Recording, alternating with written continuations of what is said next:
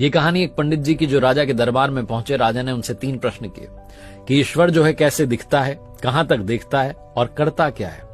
पंडित जी ने कहा आपने मुझे बुलाया लेकिन आदर सत्कार नहीं किया। तो दूध का ग्लास मंगवाया गया।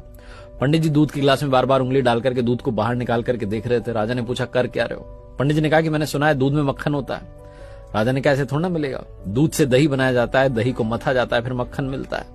पंडित जी ने कहा ईश्वर भी ऐसे थोड़ा ना दिखेगा, आत्मा को पवित्र करना होगा नियम से, ध्यान से, अभ्यास से, तब परमात्मा दिखाई देगा। राजा बड़ा प्रसन्न हुआ जवाब से। उसने कहा दूसरे प्रश्न का जवाब दीजिए। पंडित जी ने कहा कि मोमबत्ती मंगाइए। एक मोमबत्ती मंगाई गई, उसको जलाया गया। पंडित जी ने पूछा बताइए कहां तक रोशनी जा रही है। राजा ने कहा कि हर तरफ जा रही है, चारों तरफ।